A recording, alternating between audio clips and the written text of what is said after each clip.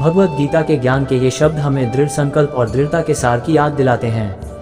जिस प्रकार भगवान कृष्ण ने युद्ध के मैदान में अर्जुन को प्रेरित किया, बिना किसी डर के अपना कर्तव्य पूरा करने का आग्रह किया, हमें भी चुनौतियों से पार पाने और अपने सपनों को हासिल करने के लिए अपने भीतर ताकत ढूंढनी चाहिए। जीवन परीक्षणों और कठिनाइयों से भरी एक यात्रा है, लेकिन यह एक कैनवास भी है जिस पर हम अपनी आकांक्षाओं को चित्रित कर सकते हैं। हम में से प्रत्येक के पास अपार क्षमताएं हैं जो उजागर होने की प्रतीक्षा कर रहे हैं।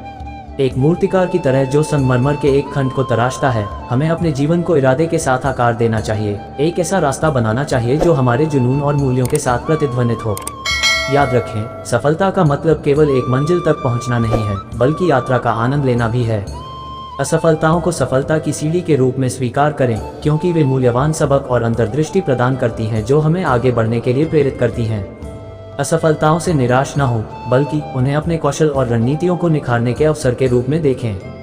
चुनौतियों के बीच शांत मन और स्थिर हृदय बनाए रखें। जिस प्रकार कृष्ण ने संदेह के क्षणों में अर्जुन का मार्गदर्शन किया, उसी प्रकार अपने आंतरिक ज्ञान को कठिन निर्णयों के माध्यम से आपका मार्गदर्शन करने दें। अपनी क्षमताओं पर भरोसा रखें और याद रखें कि आप जितना सोचते हैं उससे कहीं अधिक मजबूत हैं। कठिनाइयाँ आपकी सीमाओं का परीक्षण कर सकती हैं, लेकिन वे आपके लचीलेपन की गहराई को भी प्रकट करती हैं। सकारात्मकता और आत्मविश्वास का पोषण करें। अपने आसपास ऐसे व्यक्तियों को रखें जो आपका उत्थान करें और आपको प्रोत्साहित करें।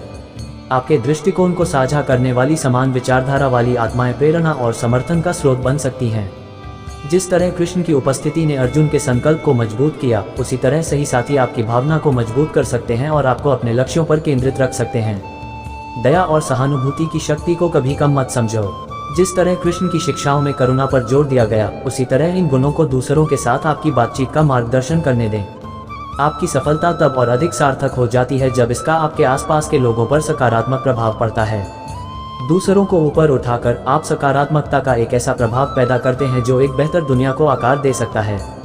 तो मेरे दोस्तों, अपनी यात्रा में कृष्ण की शिक्षाओं को प्रकाश की किरण के रूप में अपनाएं। अपने आप को दृढ़ संकल्प, दृढ़ता और दयालु हृदय से सुसज्जित करें। अपनी नज़रें पुरस्कार पर रखें, लेकिन जिस रास्ते पर आप चल रहे हैं उसकी सुंदरता का भी आनंद लें।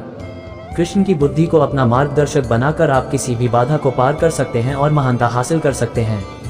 उठो, जागो और अपनी अद्वितीय प्रतिभा से दुनिया को रोशन करते हुए अपनी क्षमता को उज्ज्वल रूप से चमकने दो।